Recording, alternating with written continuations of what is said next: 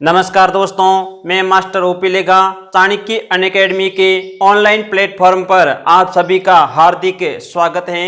और दोस्तों, हम पढ़ रहे हैं भारतीय स्वतंत्रता आंदोलन और इस कड़ी में हमने असहयोग आंदोलन पढ़ा और असहयोग आंदोलन के अंतर्गत एक घटना हो गई चोरी चोरा कांड। तो चोरी चोरा कांड के कारण असहयोग आंदोलन स्थगित करना पड़ा और इनका यानी गांधी जी का उद्देश्य था कि असहयोग आंदोलन के बाद में सविनय अवज्ञा आंदोलन शुरू करना था, परंतु चोरी चोरा कांड के कारण असहयोग आंदोलन को स्थगित करना पड़ा और सविनय अवज्ञा आंदोलन भी स्थगित हो गया। अर्थात ये 8 वर्ष आगे चला गया, यानी 1930 के अंदर वापिस सविनय अवज्ञा आंदोलन शुरू किया था गांधी जी ने। करना कब था? 1922 के अंदर, और शुरू कब हुआ?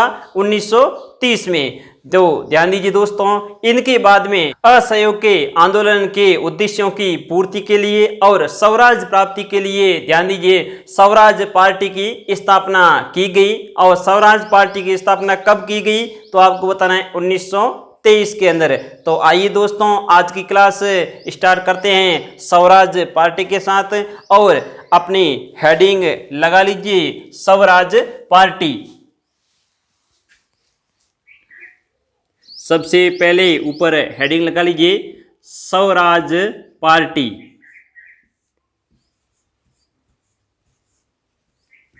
स्वराज पार्टी की स्थापना 1923 के अंदर हुई थी। तो अब मैं दोस्तों आपको समझाता हूं विस्तार से कि स्वराज पार्टी की स्थापना किस तरह हुई। तो ध्यान दीजिए दोस्तों कि गांधी जी को असहयोग आंदोलन के बाद में क्या शुरू करना था? सविनय अवज्ञा आंदोलन शुरू करना था, परंतु सविनय अवज्ञा आंदोलन यानी चोरी चोरा कांड के कारण स्थगित करना पड़ा, यानी 8 वर्ष के लिए सविनय अवज्ञा आंदोलन स्थगित हो गया। और इस कारण ध्यान दीजिए अब इसके उद्देश्यों की प्राप्ति के लिए यानी स्वराज की प्राप्ति और असहयोग आंदोलन के जो उद्देश्य अधूरे रह गए थे उनकी प्राप्ति के लिए स्वराज पार्टी की स्थापना की गई। और स्वराज पार्टी की स्थापना किस तरह हुई तो ध्यान दीजिए दोस्तों, पहले एक सविनय अवज्ञा जांच समिति का गठन किया गया। और सविनय अवज्ञा जांच समिति का गठन क्यों किया? क्योंकि ध्यान दीजिए गांधी जी के जो कार्य थे उनकी जांच करने के लिए, यानी गांधी जी के कार्यों की जांच करने के लिए कांग्रेस के वरिष्ठ नेताओं ने सविनय अवज्ञा जांच समिति की स्थापना अर्थात गठन किया था। तो ये भी आप लिख लीजिए,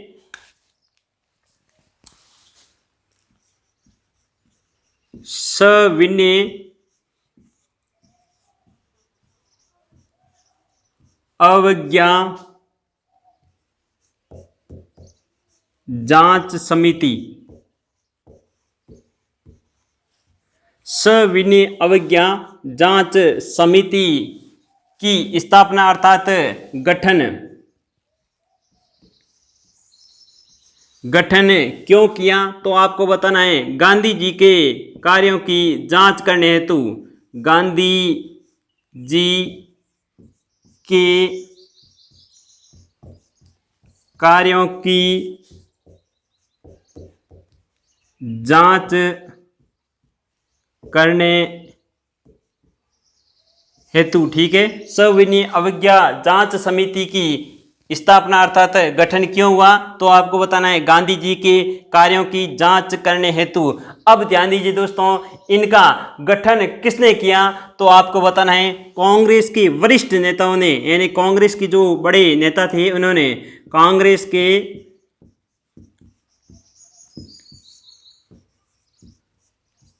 वरिष्ठ नेताओं ने,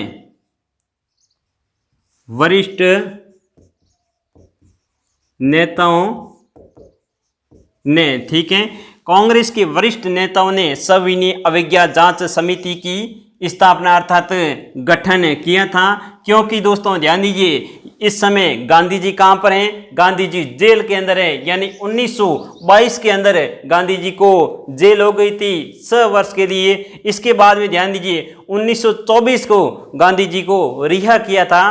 तो ध्यान दीजिए यहाँ देखिए समिति का गठन हुआ और ये गठन गांधी जी के कार्यों की जांच करने के लिए हुआ, यानी गांधी जी जेल के अंदर हैं और कार्यों की जांच कौन करा रहे हैं? कांग्रेस के वरिष्ठ नेता। ठीक है, तो इस बात का भी आप विशेष ध्यान देना। इसके बाद दोस्तों ध्यान दीजिए, इस समिति के सदस्य विधान परिषदों के चुनाव में भाग लेने के मुद्दे को लेकर 2 भागों में विभाजित हो गए थे, इसका भी विशेष ध्यान देना। यानी आप लिख लीजिए, इस समिति के सदस्य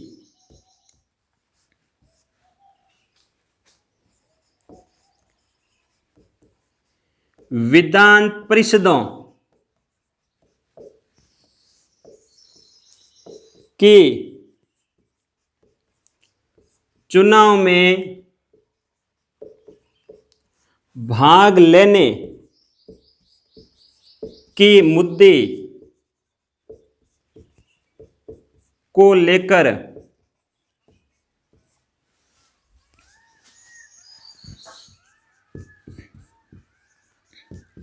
दो भागों में विभाजित हो गए, अर्थात बंट गए थे। ध्यान दीजिए, यानी इस समिति के सविनय अवज्ञा जांच समिति के जो सदस्य थे वे विधान परिषदों के चुनाव में भाग लेने को लेकर, यानी ये मुद्दा क्या था? विधान परिषदों के चुनाव में भाग लेने के मुद्दे को लेकर 2 भागों में विभाजित हो गए थे, यानी अलग अलग विचारधारा के लोग थे। 2 भागों में सबसे पहले हम विभाजित कर देते हैं। पहला तो हम लिखते हैं प्रथम भाग,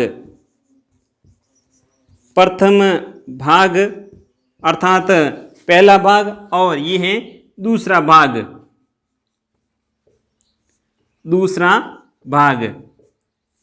अब ध्यान दीजिए दोस्तों, पहला भाग और दूसरा भाग। पहला भाग तो ये क्या कह रहा था कि कांग्रेस को विधान परिषदों के चुनाव में भाग लेना चाहिए, इनके पक्ष में थे, और ये थे कि कांग्रेस को विधान परिषदों के चुनाव में भाग नहीं लेना चाहिए। यानी ये तो कहना चाहते थे कि विधान परिषदों के चुनाव में भाग लेकर इनके बाद में अंग्रेजों को परेशान करना, अर्थात सरकार की कार्यप्रणाली को बिगाड़ना, अर्थात इनके साथ में दखल उत्पन्न करना, यानी भाग लेकर दखल उत्पन्न करना, और ये दखल पहले ही उत्पन्न करना चाहते थे, यानी विधान परिषदों के चुनाव में कांग्रेस को भाग नहीं लेना चाहिए। तो ये थे, और इनका ध्यान दीजिए। अब नेतृत्व तो किसने किसने किया, तो आप लिख लीजिए, यानी पहले भाग का नेतृत्व तो किसने किया? तो पहला नाम आप लिख लीजिए CR दास। कौन है? CR दास। और मोतीलाल नेहरू। कौन है? मोतीलाल नेहरू। ठीक है, पहले भाग के नेतृत्वकर्ता कौन थे? CR दास और मोतीलाल नेहरू। अब ध्यान दीजिए दोस्तों, दूसरे भाग के नेतृत्वकर्ता कौन थे, तो आपको बताना है। इधर ध्यान दीजिए, नेतृत्व किसने किया? डॉक्टर राजेंद्र प्रसाद,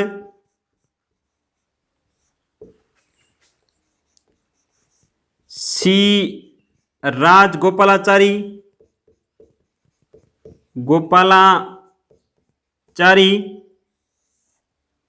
और वल्लभ भाई पटेल,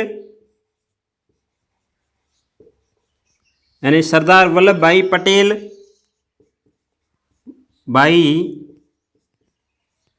पटेल, डॉक्टर अंसारी,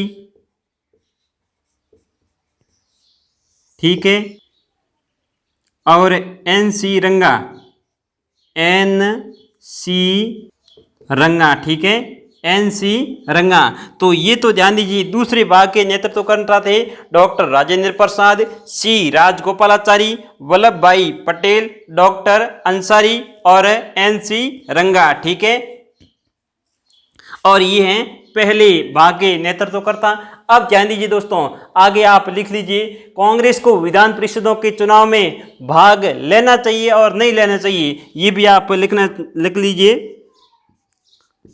इनका तो मत था कि कांग्रेस को विधान परिषदों के चुनाव में भाग लेना चाहिए। ठीक है, और ये क्या है, इनका मत था कि कांग्रेस को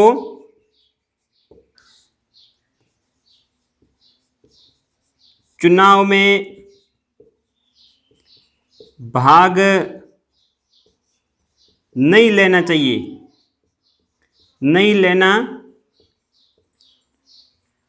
ठीक है, यानी ये तो विधान परिषदों के चुनाव में भाग लेने के पक्ष में थे, यानी कांग्रेस को विधान परिषदों के चुनाव में भाग लेना चाहिए, और ये कह रहे थे कांग्रेस को विधान परिषदों के चुनाव में भाग लेना नहीं चाहिए। तो ये भी आप विशेष ध्यान दीजिए, ये तो परिवर्तनवादी थे और ये अपरिवर्तनवादी, तो ये भी आप लिख लीजिए।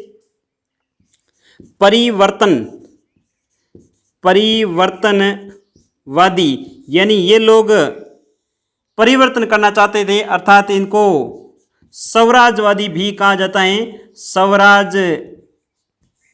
ठीक है, और ये हैं अपरिवर्तनवादी, तो लिख लीजिए अपरिवर्तनवादी।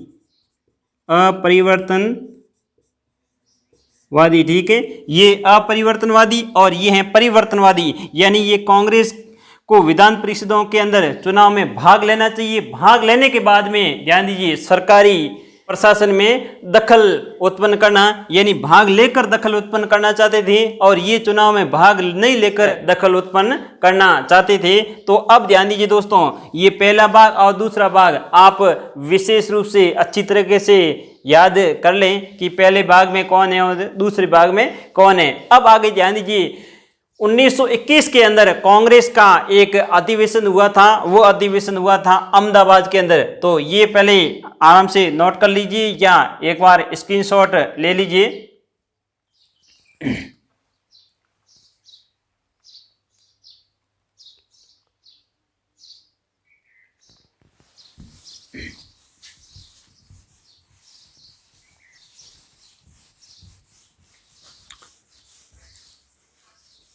अभी देखिए स्वराज पार्टी की स्थापना नहीं हुई है, यानी अभी स्वराज पार्टी की जो पृष्ठभूमि चल रही है, यानी स्वराज पार्टी की आवश्यकता क्यों पड़ी और किस प्रकार ध्यान दीजिए ये पार्टी की स्थापना हुई।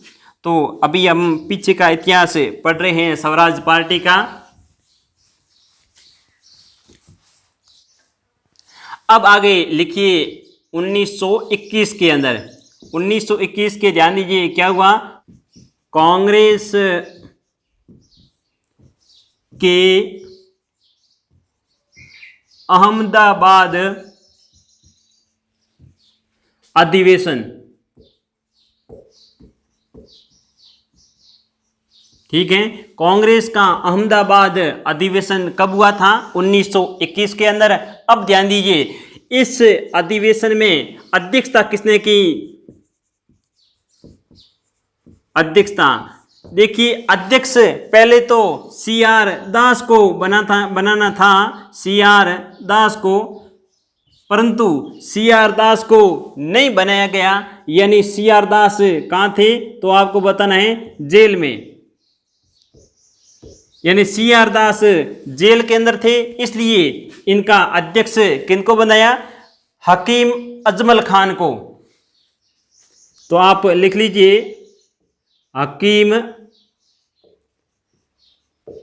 अजमल खान, ठीक है, यानी कांग्रेस के अहमदाबाद अधिवेशन में अध्यक्षता किसने की, हकीम अजमल खान ने की। ये आप विशेष ध्यान देना, हकीम अजमल खान ने की, क्योंकि CR दास कहाँ थे, जेल में, यानी इस अधिवेशन के अध्यक्ष कौन बनने थे, CR दास बनने थे, परंतु CR दास नहीं बने क्योंकि CR दास इस समय कहाँ थे, जेल में थे। तो इसलिए CR दास इनके अध्यक्ष नहीं बने। इनके बाद में ध्यान दीजिए कांग्रेस का आगे एक वर्ष बाद और अधिवेशन होता है जो कि गया के अंदर होता है। तो आप आगे लिख लीजिए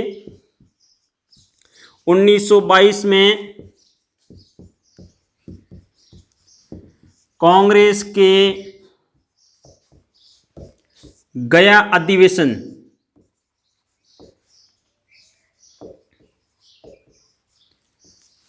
कांग्रेस के गया अधिवेशन में इनकी अध्यक्षता किसने की? तो आपको बताना है CR दास ने अध्यक्षता किसने की? CR दास ने। CR दास को ध्यान दीजिए, देश बंधु भी कहा जाता है, इसका भी विशेष ध्यान देना।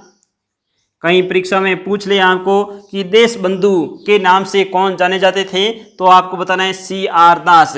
ठीक है, 1922 के कांग्रेस गया अधिवेशन में अध्यक्षता किसने की? CR दास ने की। अब ध्यान दीजिए, CR दास और मोतीलाल नेहरू ने एक प्रस्ताव यहाँ पेश किया, परंतु इस प्रस्ताव को अस्वीकृत कर दिया। इस कारण इन्होंने कांग्रेस से त्याग पत्र दे दिया। ये भी आप लिख लीजिए, यानी CR दास और इनके साथ में और कौन थे? मोतीलाल नेहरू।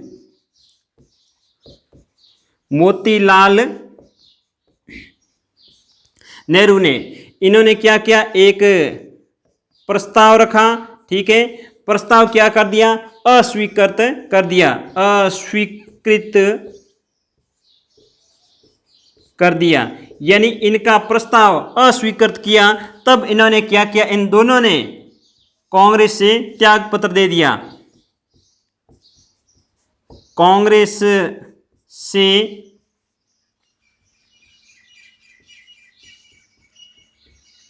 त्याग पत्र दे दिया। ठीक है, कांग्रेस से त्याग पत्र देने के बाद में अब ध्यान दीजिए, स्वराज पार्टी की स्थापना की इन्होंने। और स्वराज पार्टी की स्थापना मार्च 1923 के अंदर कहां पर की? तो आपको बताना है इलाहाबाद के अंदर। ये आप विशेष ध्यान देना। तो अब हेडिंग लगा लीजिए, स्वराज पार्टी, स्वराज पार्टी की स्थापना। स्वराज पार्टी की स्थापना कब की गई? तो आपको बताना है मार्च 1923 के अंदर। और कहाँ की गई? तो आपको बताना है इलाहाबाद में, इलाहाबाद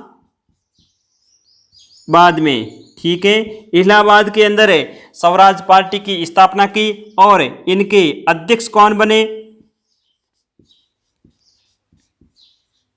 अध्यक्ष तो आपको बताना है CR दास, CR दास।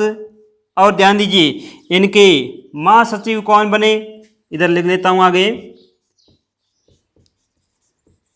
महासचिव, महासचिव बने थे मोतीलाल नेहरू,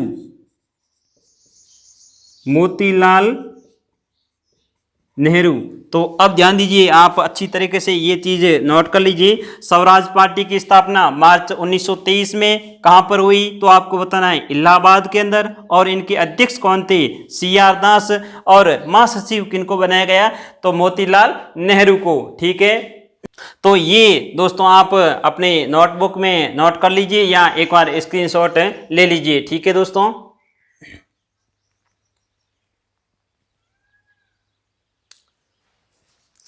आगे बढ़ते हैं दोस्तों। आगे जाके एक कांग्रेस का विशेष अधिवेशन बुलाया जाता है दिल्ली के अंदर। ठीक है,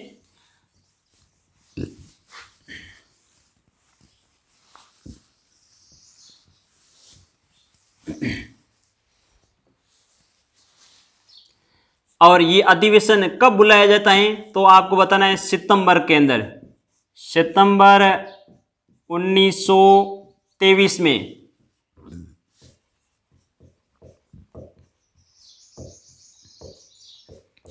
कांग्रेस का विशेष अधिवेशन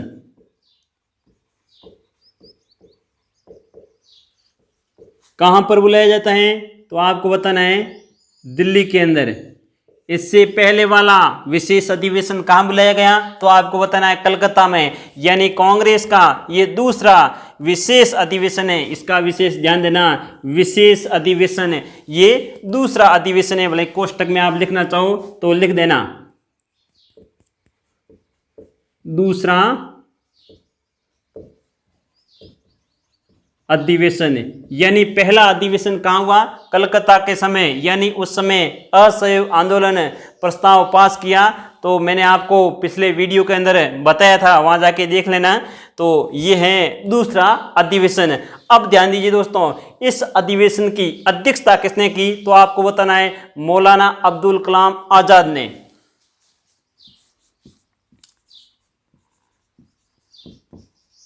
अध्यक्षता मौलाना अब्दुल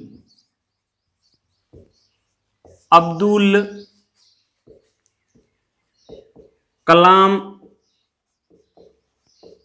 आजाद है। ठीक है, मौलाना अब्दुल कलाम आजाद ने सितंबर 1923 के अंदर जो कांग्रेस का विशेष अधिवेशन दिल्ली के अंदर बुलाया गया, इसकी अध्यक्षता किसने की? तो आपको बताना है मौलाना अब्दुल कलाम आजाद ने। अब ध्यान दीजिए, मौलाना अब्दुल कलाम आजाद और CR दास के मध्य एक समझौता होता है, इसका भी विशेष ध्यान देना। तो इस समझौते को क्या कहा जाता है? सितंबर का समझौता। सितंबर समझौता, सितंबर समझौता, ये भी आप विशेष ध्यान देना, परीक्षा में पूछ लिया जाता है कि सितंबर समझौता कब और किसके मध्य हुआ? तो आपको बताना है सितंबर 1923 के अंदर। और किन किन के बीच? ध्यान दीजिए, एक तो ये मौलाना अब्दुल कलाम आजाद और इनके साथ में कौन थे? CR दास। ठीक है, तो इनके मध्य ये सितंबर समझौता होता है। इस अधिवेशन में क्या होता है? ध्यान दीजिए, इस स्वराज पार्टी और स्वराज पार्टी के जो कार्यक्रम थे उनको क्या है? कांग्रेस के संगठन के अंतर्गत मान्यता दे दी थी। तो ये भी आप लिख लीजिए, इसके अंतर्गत क्या हुआ था? इस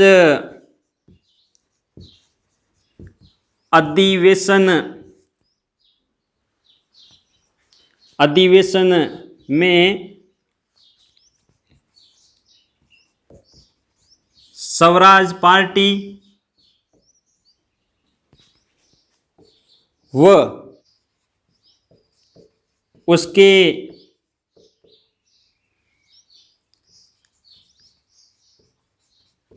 कार्यक्रमों को कांग्रेस के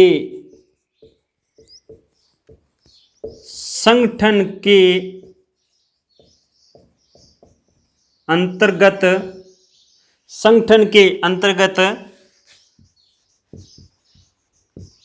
मान्यता दे दी गई। ठीक है, इस अधिवेशन में स्वराज पार्टी और इनके कार्यक्रमों को कांग्रेस के संगठन के अंतर्गत मान्यता दे दी गई थी। किसमें? सितंबर समझौता के अंतर्गत। ठीक है, और इस अधिवेशन, इसका विशेष ध्यान देना, कांग्रेस के विशेष अधिवेशन में जो कि दिल्ली के अंदर हुआ। इसके बाद में ध्यान दीजिए दोस्तों, नवंबर 1923 के अंदर केंद्रीय विधानसभा और प्रांतीय विधान परिषदों के चुनाव हुए थे। और इस चुनाव के अंदर ध्यान दीजिए, स्वराज पार्टी ने भाग लिया और स्वराज पार्टी को बहुत अच्छी सफलता भी मिली। इसका भी आप विशेष ध्यान देना। तो ये भी आप लिख लीजिए।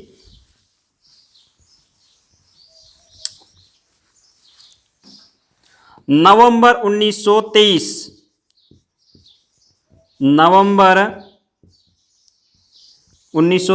ठीक है, नवंबर 1923 में केंद्रीय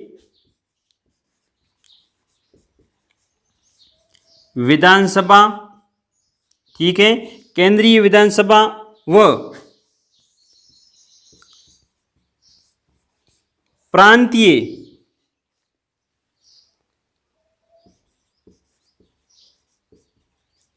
विधान परिषदों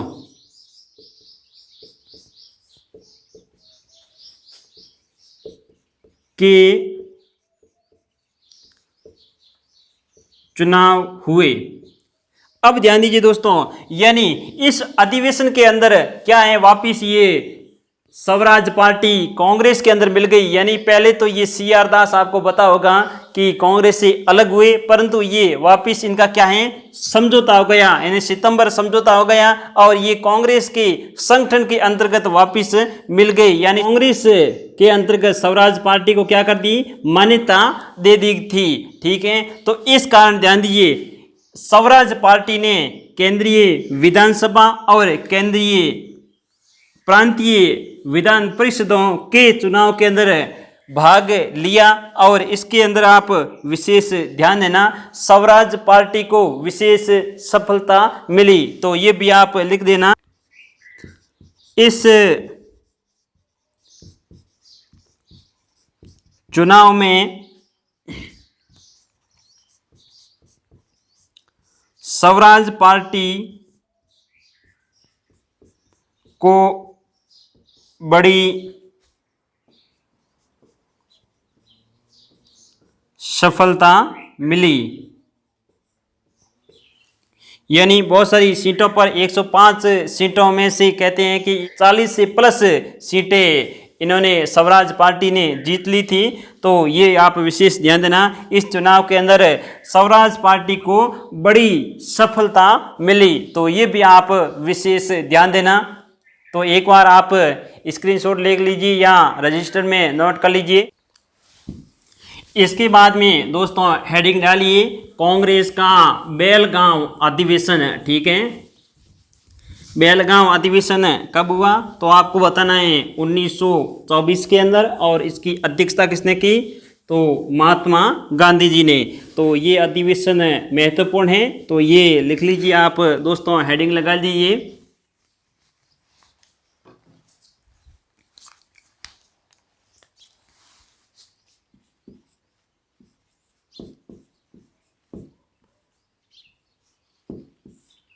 कांग्रेस का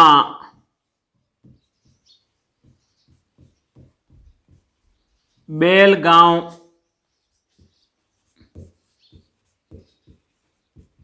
अधिवेशन, बेलगांव अधिवेशन कब हुआ, तो आपको बताना है 1924 के अंदर।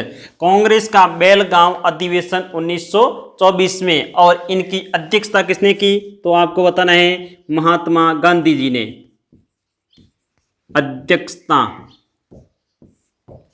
अध्यक्षता किसने की, महात्मा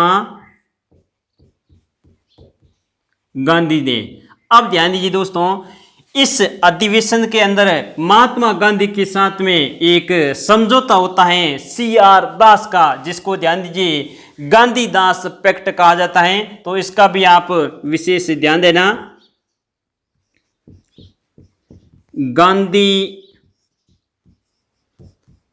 दास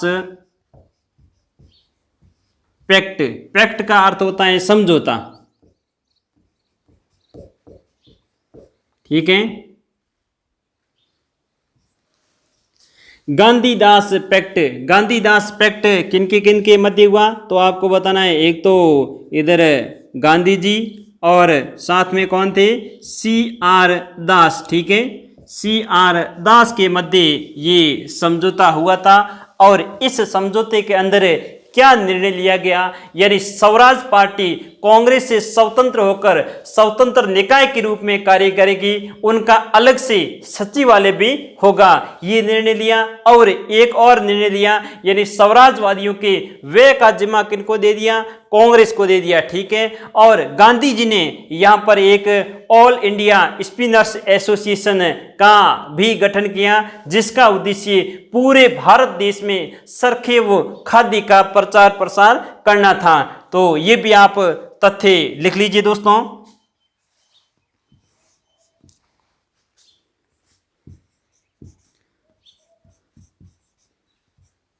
निर्णय, यानी इस अधिवेशन के अंदर गांधीदास पैक्ट हुआ, और इस गांधीदास पैक्ट के अंदर अर्थात इसके अंतर्गत क्या निर्णय लिए गए, तो ये आप निर्णय भी लिख लीजिए। स्वराज पार्टी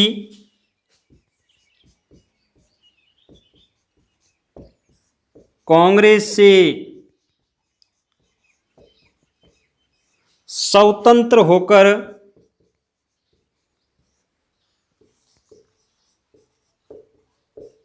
स्वतंत्र निकाय के रूप में कार्य कर सकती हैं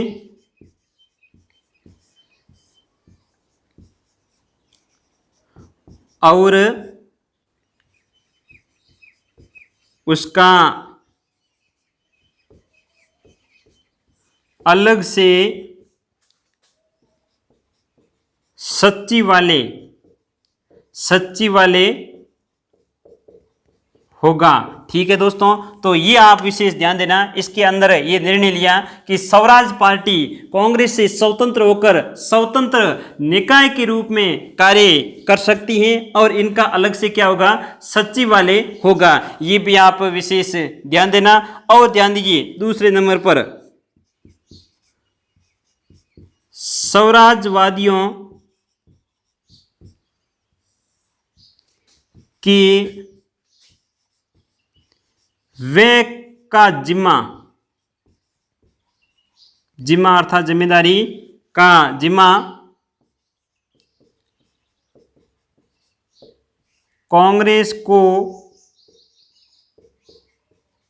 सौंप दिया। स्वराजवादियों के व्यय यानी खर्च का जिम्मा किनको सौंप दिया, कांग्रेस को सौंप दिया। ठीक है। और गांधी जी ने एक संगठन की स्थापना की। गांधी जी ने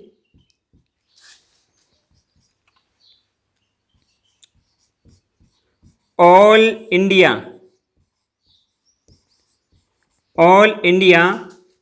स्पिनर्स एसोसिएशन।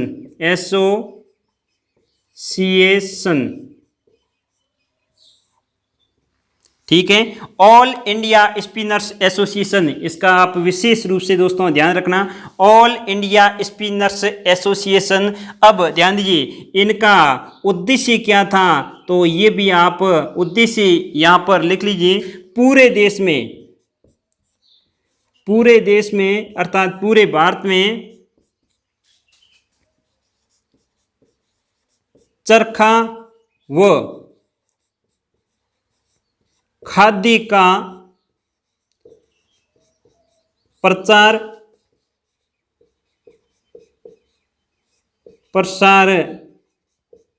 करना। ठीक है, देखिए पूरे देश के अंदर चरखा व खादी का प्रसार करना इस एसोसिएशन का उद्देश्य था। ऑल इंडिया स्पिनर्स एसोसिएशन, इसका आप विशेष ध्यान देना दोस्तों। और ये भी दोस्तों अपनी नोटबुक के अंदर नोट कर लीजिए या स्क्रीनशॉट ले लीजिए।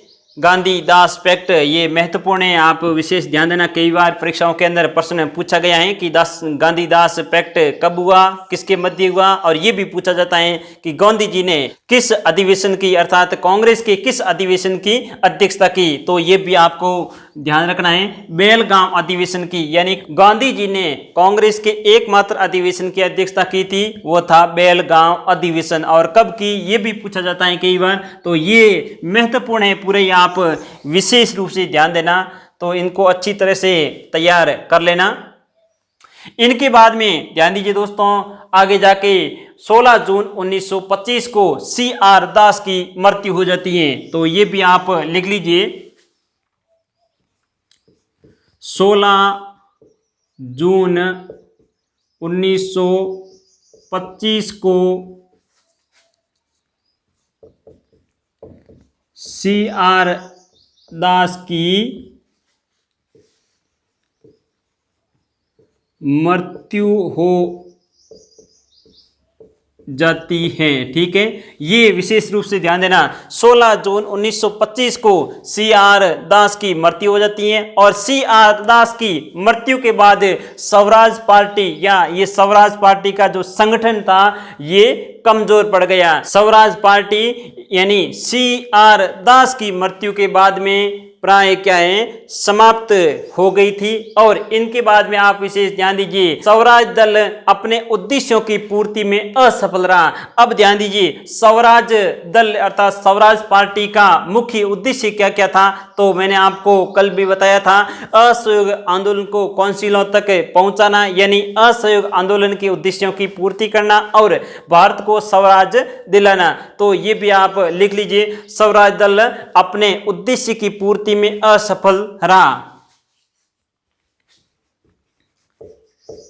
स्वराज दल अपने